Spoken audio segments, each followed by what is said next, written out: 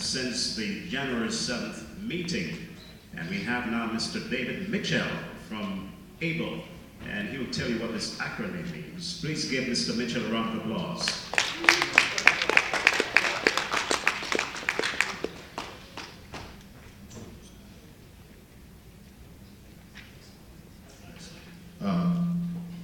Good evening. Good evening. Okay. I didn't expect to speak, so I'm going to be very brief. So from our perspective, the Association of Black Law Enforcers, which is an organization that represents federal, provincial, and municipal police officers, federal and provincial probation, parole, and correctional officers, and border service officers. And basically, what we've done, and our organization is 24 years old, is that we work with our community to try and address the issues that affect us in terms of being recipients of the service. At the same time, dealing with the issues that affect us internally. Because if they're not treating us right in terms of being fair and equitable, obviously that can't happen on the outside. Having said that, everybody that looks like you, that works in the system, is not necessarily going to think like you. So I say that up front. And until you get to know people and see their commitment to the community, then you make your own judgments about people. But as an organization of committed black officers, we're committed to working with this community on some of these issues in terms of our level or our expertise and our experience. I'm glad to see, and many of you may not know, there's another black law enforcement organization, the Guardians, and the president and some of the members are here today from the Guardians, and they also will be speaking later. But obviously we're concerned about crime, we're concerned about violence in the community. We're also concerned about how we're treated when we travel. Post 9/11, things have changed, and people make assumptions about, well, we've always had to deal with you over there and go to the back room, but that has changed too. But I think that it's important that we educate ourselves as a community in terms of what are the policies, what are the laws, what are the rules, so that we know when we're attacking those systems in terms of making them fair or holding people accountable, that we understand the system. And a lot of times when we're at meetings or when we're chiefs and stuff like that, folks are talking about things that don't necessarily flow within a policy framework, or they're giving a complaint, and that's not necessarily the place to give a complaint, or you allow the person to escape accountability by giving all sorts of personal information which they can say, I'm not going to comment on that because I'm going to get sued. So we need to be able to frame strategic arguments about how does the system work, is it working fairly for us, and if it works fairly for us, it will work fairly for everybody else. Right? So as an organization, our president, Kenton Chance, who's newly elected, we're committed to working with you. I don't want to take this opportunity to make a shameless plug, but I will.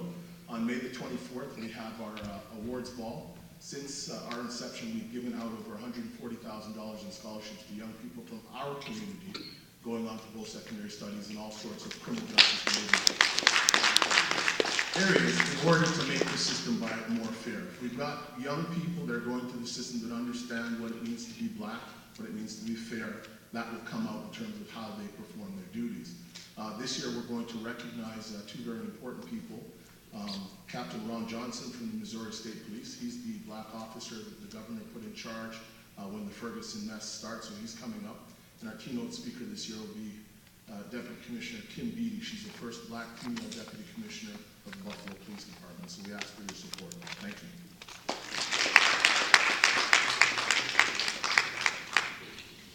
Okay. All right, and now we're going to have Mr. Kirkmark to make his presentation on behalf of CABE. He's got about 5 minutes. Give him a round of applause, please.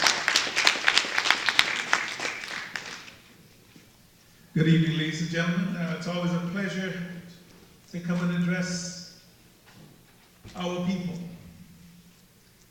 First of all, I think I would be remiss if one does not give thanks and praise to our Aboriginal communities on whose land we stand, because they have given much so that we can prosper.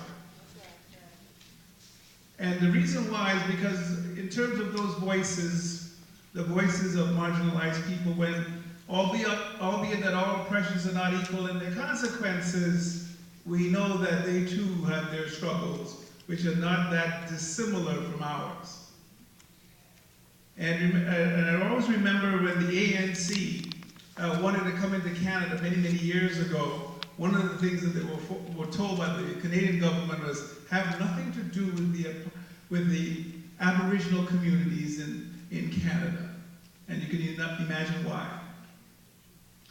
But the thing about it is that in terms of the Canadian Alliance of Black Educators that has been around since 1980, you know, we give thanks and praise too to a number of people in the community who have laid the foundation on whose back we stand. And a number of the Counsel Generals, and kudos to those who are here today, have done their work, done their due diligence in order to make the opportunity for us all. But in particular, what I want to focus in over the next 2 minutes is this. The Ministry of Education has an equity and inclusive education strategy that covers 8 areas of focus that gives parents the opportunity to be engaged and provides opportunities for student achievement and well-being. It also provides opportunities for culturally relevant and responsive pedagogy. In other words, we know that if students don't see themselves reflected in the curriculum, they would conclude that they don't exist and they don't belong. And since these students are Canadians, they should be represented in some way, shape, or form. But it's up to us parents and elders in the community to make your voices known and heard by way of representation at the Board of Trustees meetings. We can ill afford right now to sit back and have other people make decisions on the lives of our children. It is incumbent for the collective good to reduce the crabs in a barrel syndrome of trying to get ahead on the backs of others within our community and work collectively for the greater good. And so when we look at the whole aspect of education, CAVE has been around for a while, and you know, we have a number of stalwarts who started this. You know, like the Dr. Jean Augustines of the world, and the Karis Newtons of the world, and the Zenena Condes of the world, and the Oscar Braithwaites, and the David Melvilles, and the Lloyd McKells. All of these folks have created some foundation. The problem is the continuity isn't there. Now, I know it's a tiring process whenever you're engaged in community development. And yes, it's hard work. And you say, when will it ever end?